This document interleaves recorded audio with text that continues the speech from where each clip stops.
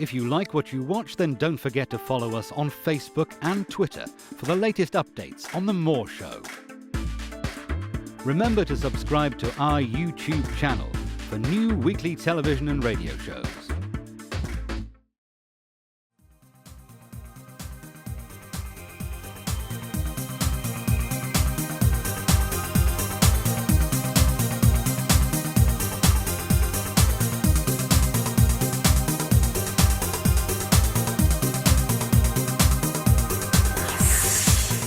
Broadcasting from Cardiff and across the world on the internet, this is The More Show, and for the next hour I will cover subjects of an alternative variety that most shows do not touch.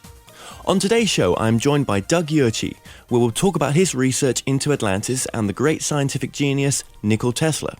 So stay tuned, we'll be right back. Missed a show or a guest? Want to know more about The More Show and upcoming guests?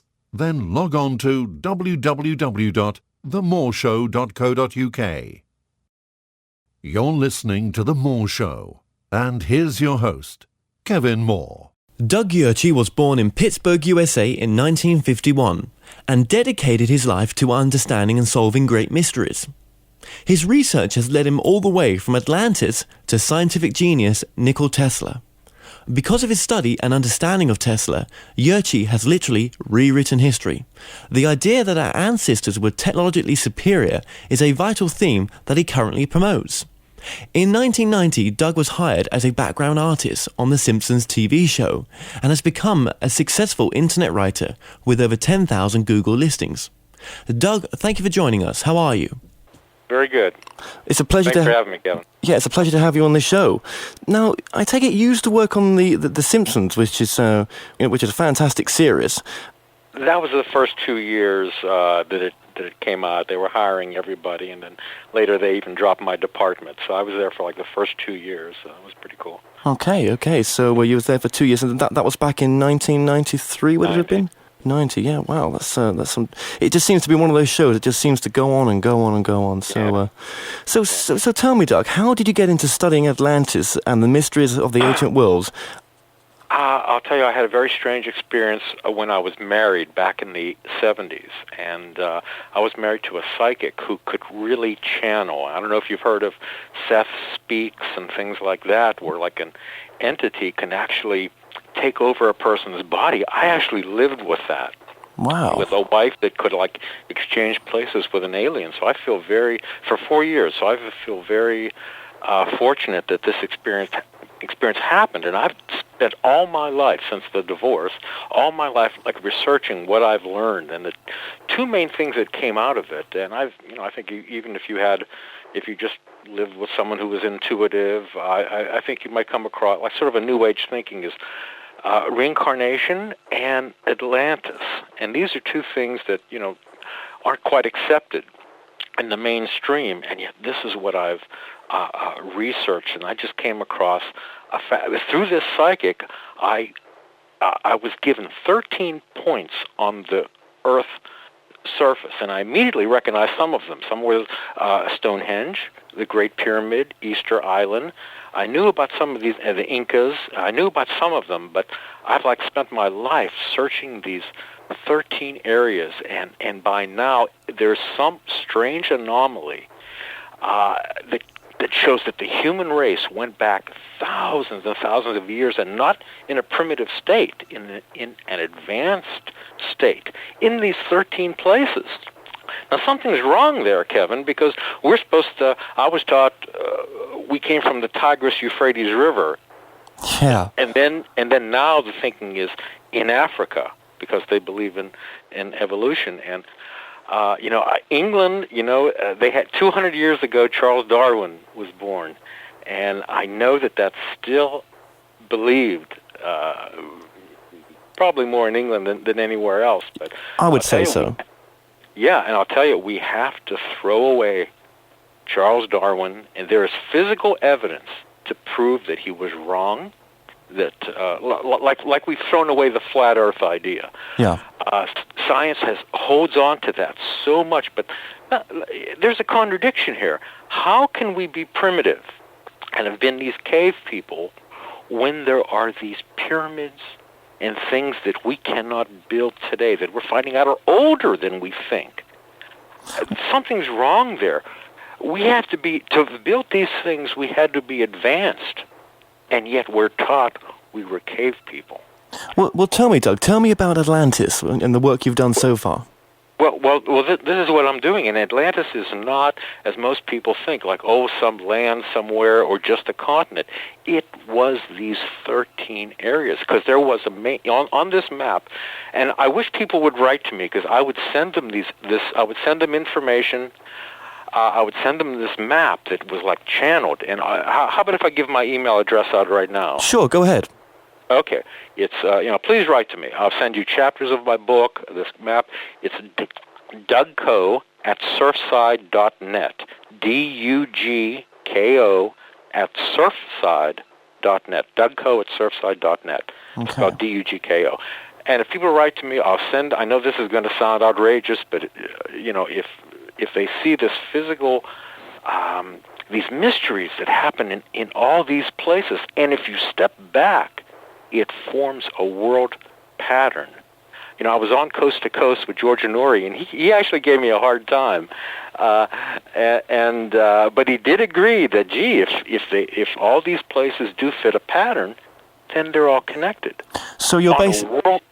Sure, go ahead. On a worldwide level, a world grid around the Earth from thousands and thousands of years ago. So you're saying that Atlantis wasn't just one continent, it was actually many continents. Well, the one continent sank, and that was out in the Atlantic Ocean. And we have these 12 other areas that form a pattern. And after that, you have the Great Pyramid, was sort of the main one. And coincidentally, that spot, that location in Giza, is the exact center of all the land masses. If you erase that big continent that was out in the Atlantic Ocean and just look at what was left, that's the exact center of all land masses. So if you were to have like a tower that could put out power, and that's what the secret to these ancient things were. Power towers, not a tomb for the pharaoh. No sarcophagus was ever found in the Great Pyramid. This thing is 500 feet tall. The Great Pyramid is a giant machine placed in a global, perfect position. And what I found out is that all these places, there's one in Africa, southern Africa, Zimbabwe. Since when did Africans move giant stones, just like the megaliths of the Great Pyramid? Africans did that. In India, New Delhi, India, there's a metal pillar, magnetized, 20 feet high.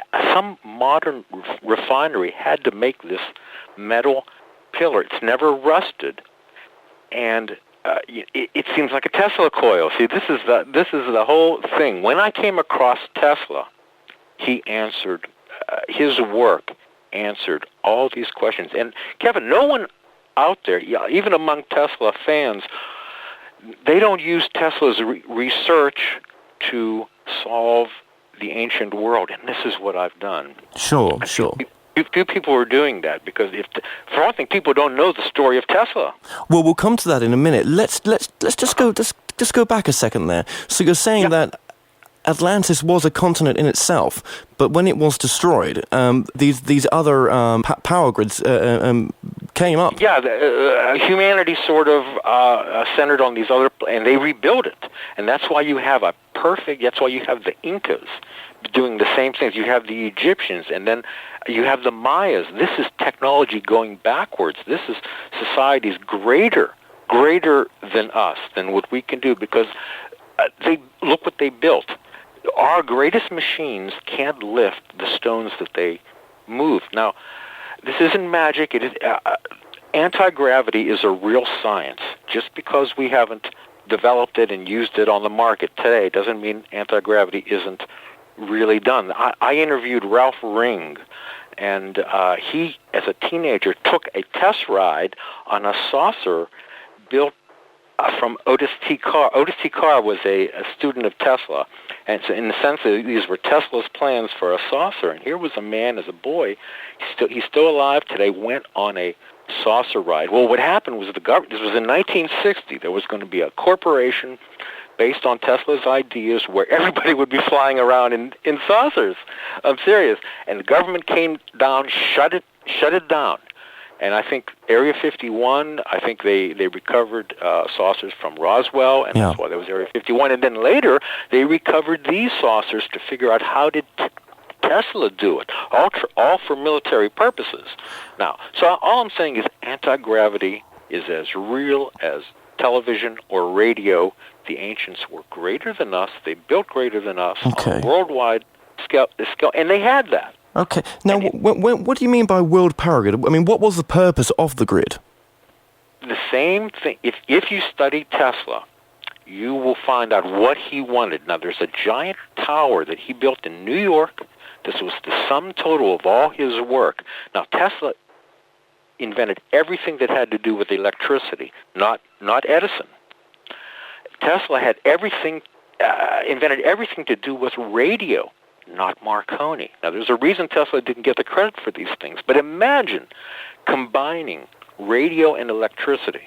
Imagine having a tower, like a radio tower, sending out a signal over a certain range, and it's wireless electricity. See, not only did Tesla invent everything that had to do with the AC current, what our whole world is based on, that's Tesla's idea. He obsoleted his own AC with this wireless idea, with these, and it was built at 1900, 1905, the Wardenclyffe magnifying tower. It was like a giant mushroom, and it was getting the energy from a river. It would magnify an electrical charge from a river, from a turbine, and then broadcast it. So this was and then broadcast over many, many miles wirelessly. The whole system would eventually look like we would have our machines and vehicles, and everything would have a little antenna. Picking all our up motors, all our houses, getting the feed from the tower, and everything would be wireless. And it's actually using. I'm sorry, I'm hogging the conversation. No, go ahead. So I'm saying we got screwed out of this. Sure. 1900 to 1905 because Tesla realized, or somebody told Tesla, that, hey, we're not ready. Humanity isn't ready for this. We would have made a nasty weapon out of this tower. World War I was coming on. German scientists could have used this, and all you had to do was turn up the volume on this, like turn up. It's a giant magnet. It's a giant Tesla coil, and if you use the wrong way, it could create such vibrations, like a glass is shattered by a certain tone, a certain note. The Earth could be shattered, believe it or not. And so, and he certainly wouldn't want this used as a weapon. So he dismantled 5 years of work, and he dismantled his dreams because we're not ready for this, and we're still not ready for this. But my whole theory is the ancients had it. Right. That the ancients took that principle and mastered what Tesla was doing, and it's the whole secret to all these different. Utopia is there, but shattered and in ruin, and we're much older as a species. So it just doesn't make sense for us to start out as primates when these things like pyramids are so old. Yeah. Couldn't be a simple race. So you're saying basically that these wireless towers transmitted power wirelessly. So are we saying that that the ancient civilizations had electric cars or hovering machines? Exactly. All that has been wiped away. I know that's hard to believe, but there was a great flood. There were also ancient nuclear wars. 8,000 years ago in India, we have the records of what could only be described as ancient nuclear wars. There's also the word Vimana. Vimana is a flying carpet. That's why we think flying carpets came out of India. Okay. And I mentioned this pole, this metal pole. It's in New Delhi. And I'm actually going to be interviewed from a European filmmakers are coming all the way to L.A. just to interview me because they're doing a documentary on the New Delhi metal rustless pillar that no one knows how old it is. You have whole New Delhi, there's millions of people around it. Nobody knows this pillar. Sure. When it was new, and it's on the exact opposite side of the Earth as Easter Island. So are you saying that Easter Island, Stonehenge, and the pyramids were wireless transmission towers or power generators? Yes. If you were to take Tesla's system, if he was successful and we didn't use it the wrong way, and if we actually had Tesla's system over the 20th century and developed it, and in 100, 200, 300 years of refining that tower, it would become a permanent stone pyramid. We would learn how to do that same principle better and better and better, and we actually could build utopia all based on this. And the human race came out of these all those 13 places are cradles of civilization. And Kevin, I'm going to tell you two things that blows Darwin apart right now. One, all those primates, Australopithecus, Homo erectus, Neanderthal, Cro-Magnon, they all are being found at the same time, at the same level. This makes no sense. Darwin says that each one ruled the world, and then over so much time, a better human form invaded them, killed them, took over the earth, and then over so much time. No, that's not what we're finding. They all lived at the same time. So that's wrong. The second point is that the Cro-Magnon, and we see them on insurance commercials here in America. They actually had a TV show. We see them as these sloped forehead cave people. That's not what they were. So what's... Sure, go ahead. They had larger brains. I'm saying we have physical, archaeological evidence, but the anthropologists don't want to tell you that Cro-Magnons didn't have caved-in brains. They had bulbous brains. It makes no sense. It actually means that we, as modern men and women, have devolved from thousands of years ago. Not these other forms, but the one Cro-Magnon. And Edgar Cayce, the greatest psychic, maybe, and I suggest everyone to read Edgar Cayce's little book, Edgar Cayce on Atlantis. It's not a book about Atlantis. He's taking you there. He helped thousands of people's physical and mental problems by realizing the source of their problems go back to past lives, go back to Egypt, goes back to Maya, goes back to Atlantis. And he helped so many people in this wonderful book. And it's not about Atlantis, it's actually taking you there. And when I read it, I'm thinking, oh my God, it sounds like Tesla. Rays from stones powered pleasure vehicles, pyramids as power stations. This is out of psyche. Anyway, and Edgar Cayce said that Atlantis' destruction was electrical. It makes no sense. But he also said that Cro-Magnon was Atlantean man.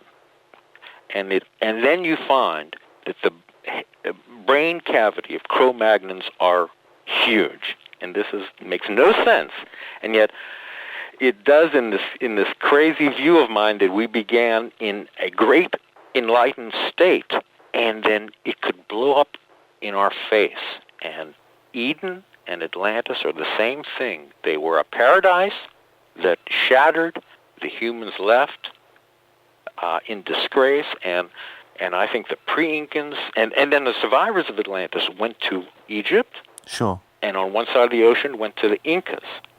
The Incas' civilization have massive stones on the top of the Andes Mountains that don't come from the top of the Andes Mountains. They come from the lowlands. They were cut, trimmed, and fortresses built.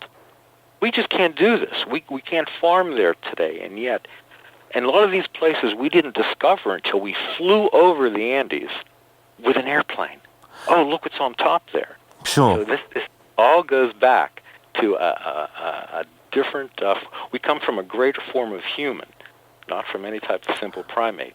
Well, let me ask you a question then. Why were the Easter Islands, the Stonehenge, and the Great Pyramid? Why were they Why were they different shapes? I mean, if they were the same technology, the power generators. Oh yeah, that's an excellent question, and I said that on Coast to Coast for different functions. Because that's a good question. Why weren't they all Stonehenges? Why weren't they all Easter Island? Because some could have fueled their vehicles. Some could have been healing centers. Some could have just been power. There's libraries. But this is a high-tech thing, and they all had different functions, I believe, and we came out of that. And then when it all collapsed, humanity was stuck in those areas. I mentioned Zimbabwe in southern Africa. And then if you're stranded in the center and your vehicle... See, that's what happened to Easter Island. Once the power was destroyed, your main receiver, one of these towers, didn't work anymore. So I think the Easter Island still had local power, and they could carve, and they were making receiver after receiver after receiver, and then they realized, wait a minute, because they stopped right in their tracks of making these statues, and then I think they realized the main source, the transmitter, that big island isn't there anymore. The problem is at the transmitter station, not at the receiving station, and Easter Island has a strong magnetic charge. Ships' compasses turn to Easter Island, and on the exact opposite side of the Earth is the culture of India, with this metal pole as an actual magnetic poles being like on the opposite side of the Earth from one another. Okay. Now I'm looking at your wireless energy grid, which we're going to put on our website. There's a sort of map. Cool. Now there looks to be one there near the Bahamas. Now, what's your theory on the reason for the Bahama effect, where the ships are lost and planes are lost? Exactly. Like I said, I was married to a psychic, and I sure asked that. That was a big question about the Bermuda Triangle years ago. And this is what I was told, that that there is something there in that area, and that's not that far from the Atlantis area. And there have been reports of some beam coming out of maybe some mechanism on the bottom of the ocean still that maybe was a transporting device, and maybe it's malfunctioning because something has crashed through, didn't just disappear. So there was a guy something just smashed the side of his plane, and maybe he hit this beam the wrong way, but maybe if you hit it the right way, I was told you're transported through time. And these people who have died in the 40s, they're still on their journey. We've all went, they've separated from our time, and we've all went on a certain time path, and their time is stretched so much that those people have disappeared, are out of our reality, and still on our journey. It's an interesting. Do you think the same could stand for like Stonehenge? Do you think that could be a time displacement, or that? No, because it fits with I think you have to look at all these things in connection of one with the other. Stonehenge with the Great Pyramid. Stonehenge with there's another place in Africa, Tassili, and that's in the middle of the Sahara deserts. There are paintings of cave people with round heads, and they have like belt packs and zippers. They have modern things. And now Von Däniken took this for aliens with round heads. I think these are people with radiation suits coming into the devastated area that was nuked, and these simple people hid in caves, painted what they saw. They painted flora and fauna, people swimming, ancient cave paintings of people swimming in the middle of the Sahara Desert, along with these what looks like aliens. So, right. That's one of the points, that forming a perfect triangle on Africa, Tassili, Zimbabwe to the south, and the Great Pyramid, and then that same distance is Stonehenge. Right. And from the same distance away from each other, like pixels or dimples on a golf ball, or on a geodesic dome, and then the same length from the Great Pyramid to the pillar in New Delhi, all the same distance. Okay, Doug, we're going to take a break there, so stay tuned. We'll be right back. Missed a show or a guest? Want to know more about The More Show and upcoming guests? Then log on to www.themoreshow.co.uk. You're listening to The More Show, and here's your host, Kevin Moore. Okay, well, welcome back. I'm joined with Doug Yurchey, and we're discussing the great mysteries of the world. Doug, what's your theories on where mankind came from?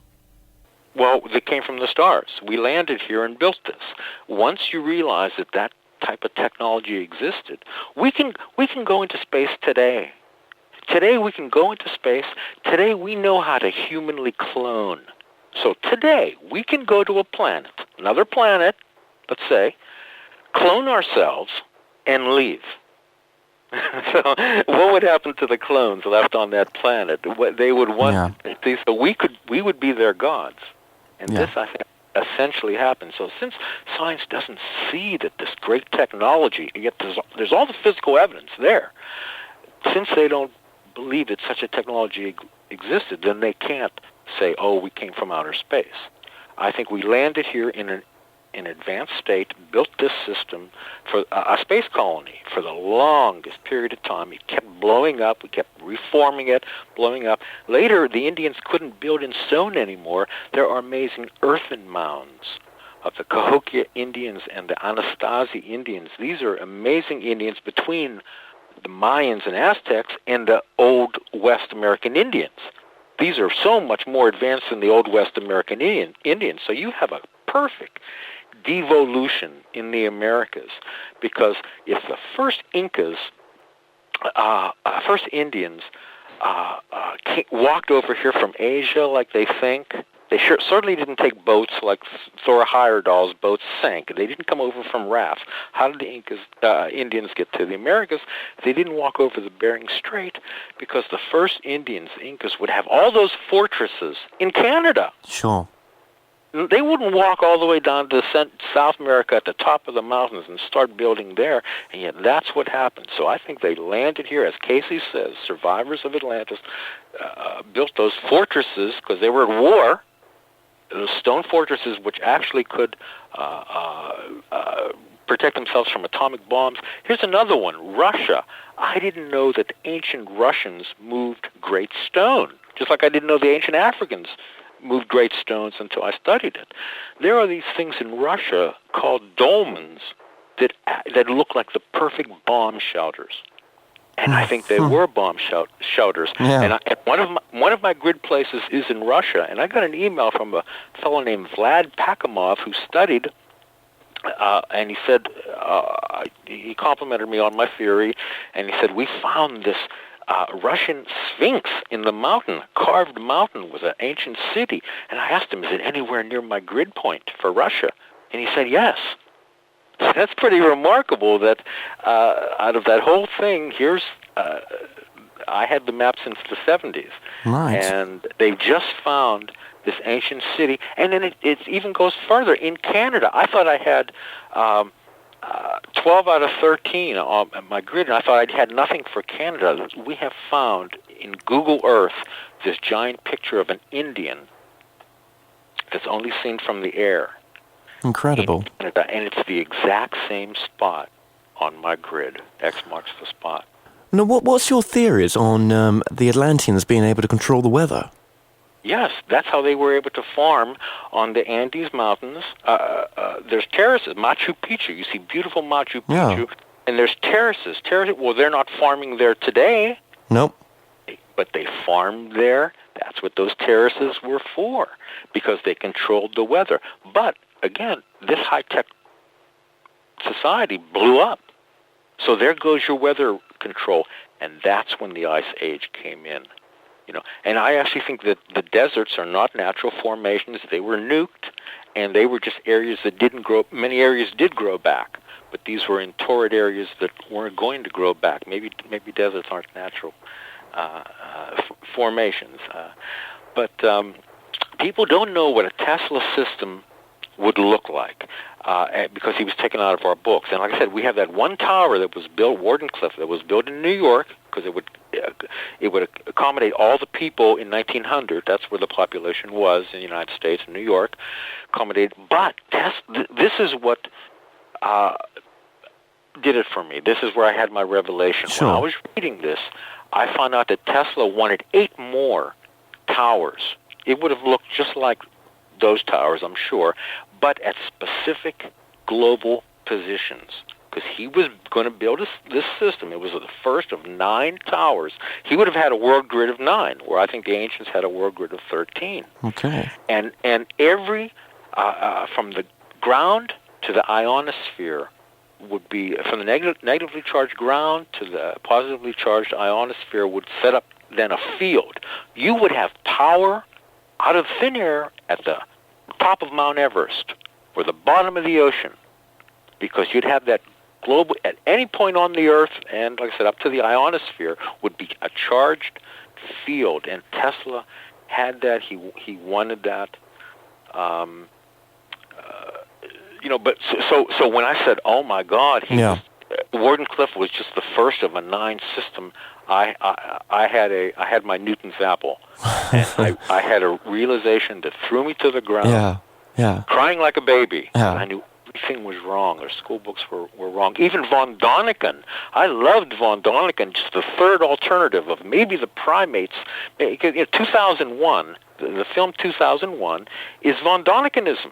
Here's your primates, and then here comes the monolith. Something accelerated their intelligence, because that shows you right there, how could the primates have increased so much to have built these great masterpieces? They couldn't have been primates. Sure. So the only thing is you had to artificially increase their intelligence. Well, I'm saying completely throw away the idea of the primate. He just did that to be accepted by the scientific community.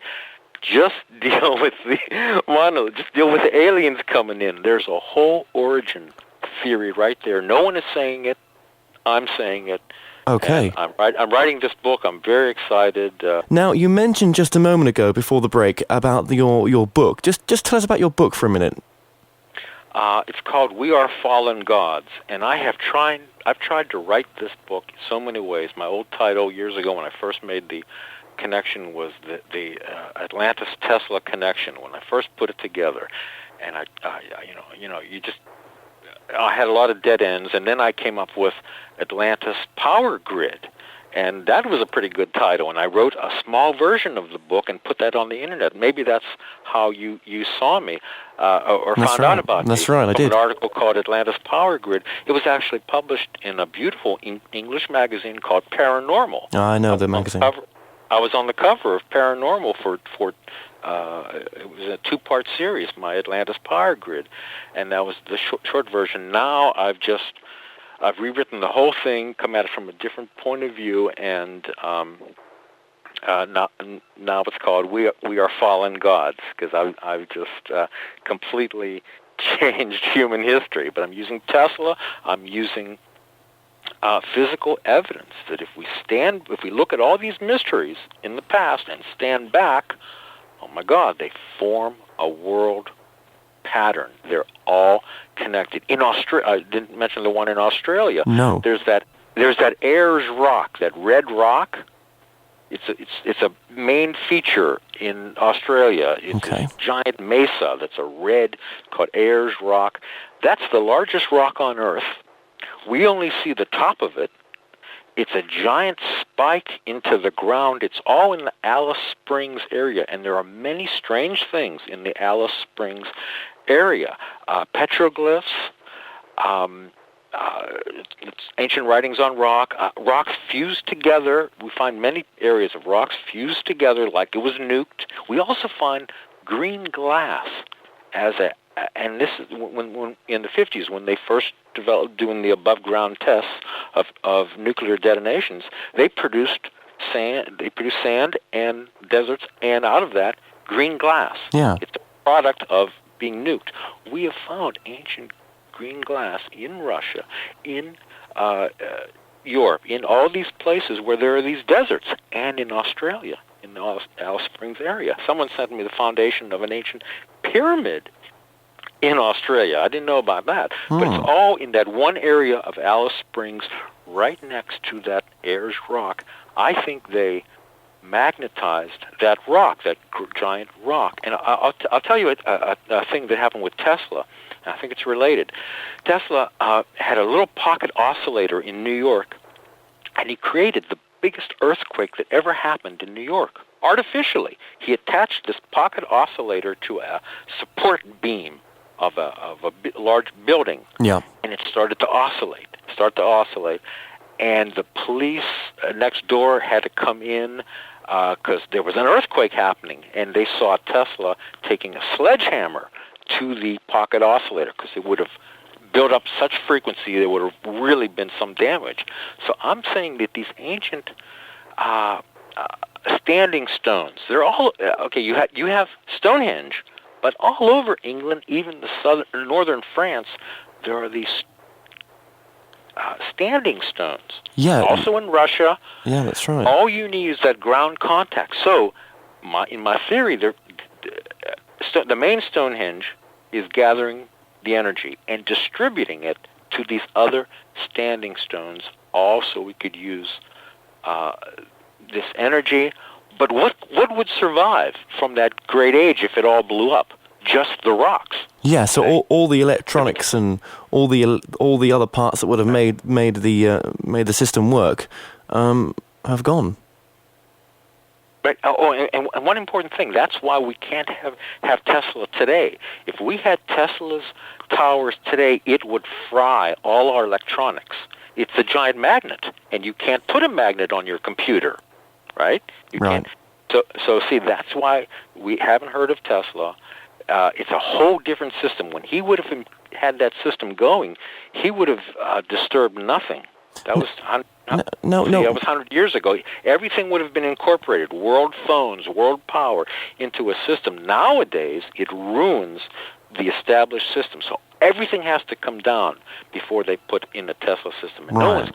no one's going to trash everything. No, that's right. That's right. But I mean, is it a more superior way of doing things? Oh, absolutely. Because if you maintain the towers, see, and that's what happened back then with Utopia. Who would think of war? You had 13 centers. Who's going to destroy something that's pumping out? This is paradise. But why it turned, why paradise corrupted, is a good question. Corruption. And Edgar Cayce answers that. In time, you had two factions in Atlantis. Belial and Sons of Law of One. The Law of One wanted the old ways. Belial, they were cloning monsters. They were doing anything they wanted to do, because if you had the power to do it, you would eventually do it. And over time, it got corrupt, and a lot of the mythological animals are genetic experiments. In the old George Pal movie from the 60s, Atlantis, the Lost Continent, they were changing, which was inspired. It was taken from Plato. And you had this old movie with a giant, I don't know if you remember, had a giant crystal raised in the sun like a laser before there ever were lasers. But they were also turning people into animals. And that's all from hints of the Plato account. Now, tell me about Tesla. Why has no one heard of Tesla much? I mean, I know... Well, again, like I said, if they did, they would come up with this system that destroys the system we have now. So they're keeping it under wraps. The government knows how to recreate Tesla's system. They wouldn't dare do it because it would destroy the system that we have today. But I'm saying if everything was based on a matter of towers and you went to war, you blasted the towers, everything would collapse. And remember, in the original Day the Earth Stood Still, everything stopped. So can I ask you a question? What happened to Atlantis? Everything stopped if the power plug was pulled. So let me ask you a question on Tesla. I mean, where did Tesla's ideas come from? I don't think Tesla was one of us. I think he was that advanced. Now, wouldn't it be something if our whole modern age, which is truly based on Tesla, Tesla had the most patents, the most important patents, and there's evidence that he he may have been the inspiration for the Superman story. Now, if you remember, Superman was an alien, and he came here as a child, and that's an old story that goes back to the early 20th century, and those whole mad scientist idea. Tesla was an inspiration for all of that. He didn't have to test his ideas that much. He could see his machines running. Perfect contrast with Edison. Edison tested the filament and just tested every filament in the world until he found one that worked for the light bulb. Well, that's not inspiration. That's perspiration, like his comment. Tesla, the light bulb was set at a 60 cycle. Tesla set that. So the whole and the AC system is Tesla's. It has nothing to do with Edison. But if you're going to take Edison Tesla out of the books, and you need someone to get the credit for everything. We're on radio right now. Marconi got the credit for radio. That's right, he did. He stole it out of Tesla's lab, and that's an absolute fact. He went to work for Tesla. Tesla was already oh yeah, here's this new radio, but he's thinking, oh my goodness, I can take it one more step and broadcast electricity with radio. So he's already thinking of this wireless radio. So he delayed the actual making and marketing of radio.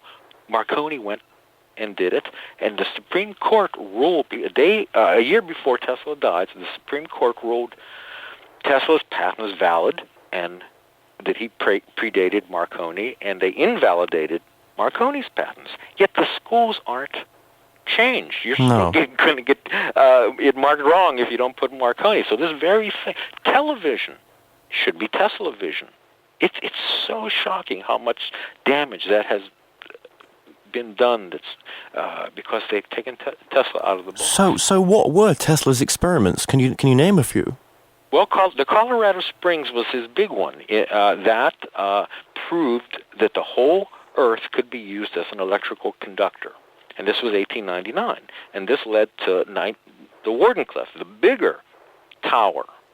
All people have to do is look this up, and there's all the pictures in the world of Tesla calmly sitting in his lab, and there's 100 arc electrical bolt over his head. It's just amazing. If you saw in what was that movie? David Bowie played Tesla, The Prestige. David Bowie played Tesla. Did he really? Yeah, in the movie The Prestige, just recently, it was about two competing magicians, and one magician. It wasn't a trick. He actually got Tesla to build a device that could teleport someone, and that was the whole idea. And Bowie played Tesla. And then the governments have taken Tesla's ideas and made their weapons. Yeah. They're just and that's a shame too. There's something called HARP in Canada. That's right. Instead of using these ideas to maybe create the weather, create rain where we need rain, or to do these things that were, or if there's too much rain, to stop the rain for good purposes, and they're doing it to maybe create Hurricane Katrina. Yeah, or set off an earthquake. Or something. We're going to cover the HARP technology, but you say that HARP really was stems from again Tesla. I'm sure. I'm sure, or what they've got from the aliens in Roswell. Mm-hmm. Who knows what they don't tell us. And what they have developed. So are you quite sure that, in your opinion, do you feel that Tesla's experiments were suppressed? Oh, well, since his death, absolutely. But I'm saying I'm giving you the perfect logical reason for it. We can't develop Tesla because it fries everything we have. Every cell phone, every computer, gone. But in that world, if it was based on Tesla, all of that would be incorporated in his system, and it wouldn't hurt a thing. It might even be healthy, and I'm saying that's what, because we go to some of these ancient spots, Sedona, some of these places for like health reasons. Who knows? Well, that's another thing. People living under AC currents over decades are getting cancer. That's right. This wonderful AC current, we're not meant to be living next to that. But this new thing, the next quantum leap, this wireless thing, this vibration of everything being in the air, it could be a healthy, and the exact opposite. It could be a healthy environment. Tesla wanted nothing to do with nuclear power because he had this, we don't have to go that dirty way. We could go this way. That could actually be a healthy world. And I think the ancients took that and, that came first, but the ancients took what Tesla did later and mastered it, and we had perfection. But eventually, it's so much older than we think, and paradise screws up in time. Sure. So had Tesla been allowed to continue his experiments, what would the world look like today, do you think? The world would tend to, we would start to build pyramids. We would exactly what the ancients, we would be on our way to utopia.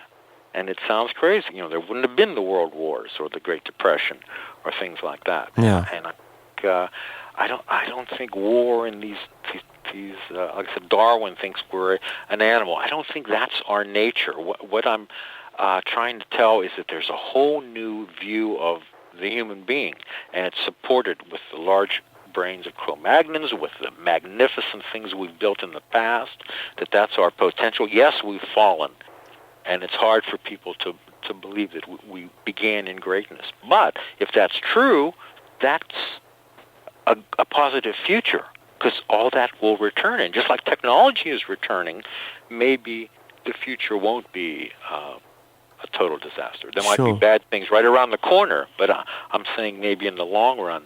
Because something, for us to have this system, hey, all this has to come down. If there were nuclear wars, we don't want something like that, but it might take something like that to shatter everything, just so in the future we build something the way it should be, and it was like the way we used to do it. Yeah. I asked someone named Arthur I'm very fortunate to have run into Arthur Matthews, or not run into him, but I was a pen pal with him.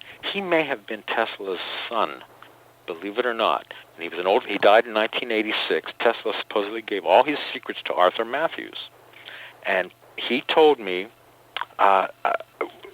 something that shatters all the books on Tesla. This is what George Norrie gave me a hard time, because George Norrie was giving me the classic story on Tesla, and I said, George, I know this guy who knew Tesla. I was pen pals with him for a while. And I believe him that Tesla married in 1890. He had a son, and he died a rich man. That's a quote from a fellow who knew Tesla, and that all the books are wrong that Tesla... See, it makes a good story to say, oh, Tesla was responsible for so much and never got the credit and died penniless. No, he had the money and finances to... It didn't depend on J.P. Morgan, as the story goes. If you read about it. Yes, yeah. That's how the story goes. No, I found out that he could have built. He had all the money. He wisely invested his AC money. And look at all those ideas he had. He was filthy rich. He was told, no, we're not ready for this. And if it is Atlantean, which I had no idea, I tried to get Arthur to ask. I tried to find out, did Tesla know this was ancient stuff? He never really quite answered that question, but he did. He was impressed with my work. This maybe the secret son of Tesla, because you'll never read he had a son. No. And Kevin, the crazy thing that people don't believe, and there's a book called the Wall of Light, and you can get the Wall of Light through health research, and it's about Tesla's force field, that you could tune a wall of light to be an impenetrable force field. That's Arthur's book. Arthur Matthews and Tesla co-wrote a book together. It's the only book Tesla ever wrote about. This was non-technical. It was about his life. It was about his childhood. Half was written by Tesla, half was written by Matthews. Now, it's been discredited by scientists because Matthews said that he was visited by Venusians, and they told him Tesla was one of them. Right. So right there, discredits him. But this is why I'm saying he might have inspired the Superman story. What if our whole modern age came from this brilliant, brilliant man, and he wasn't one of... Venusians, who are from they? Venus. From Venus. Right, okay. And the funny thing is, you can look... I'm an astronomer. You can look up all these things of how Venus had horrible conditions on the surface, and all. And you would melt lead and everything, and yet I'm talking about inside Venus, not on Venus. And there are other stories that inside Venus could be a completely different world. Most planets could be hollow. Richard Hoagland will tell you Mars is hollow. These things are. Yeah, he's gonna come on the show in a couple of months. Yeah. Okay. Now there's a chapter in your book called your soon to be published book called Past is Future. Tell us a bit about that chapter, if possible. Well, exactly what I'm saying. We have to look at the past, and if we had this Tesla system where everything would be powered, you're gathering energy out of the earth. You're acquiring it, you're generating it, and you're distributing it wirelessly. It would be concentrated on certain areas. In other words, you would most efficiently distribute the energy in these different centers, you know.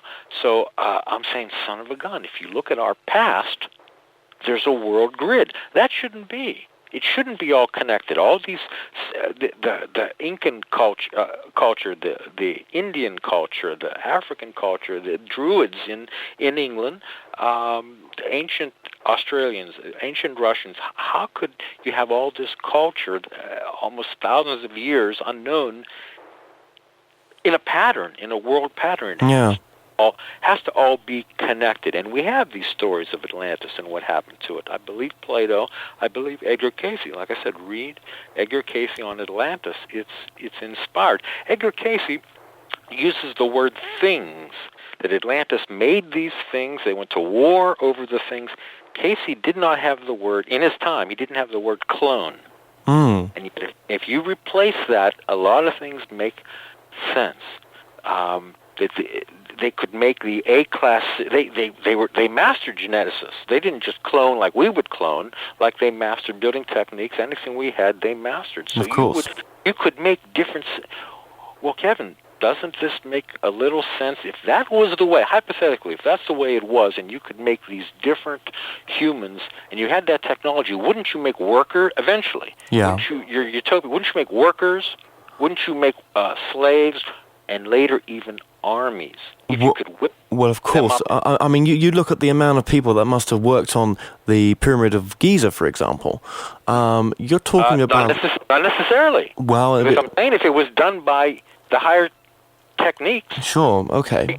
Okay. No, you have to look at that a different way. Okay. That it wasn't done by so many people. But no, I'm trying to say that if we could make these different type of humans, biologically clone them. Yeah.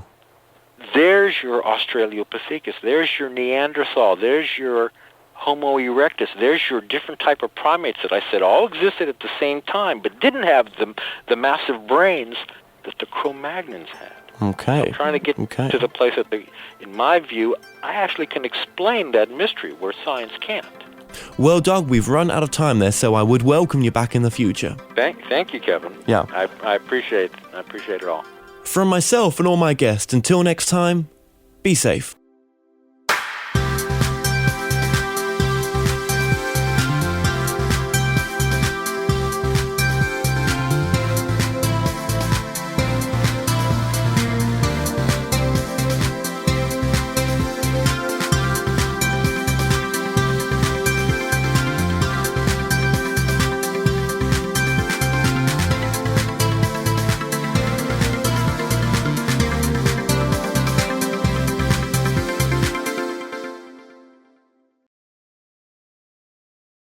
Visit themoreshow.co.uk/shop to purchase products and services from your favourite past guests. If you're new to this site, you can also catch up on the previous television and radio shows through YouTube and the More Show website.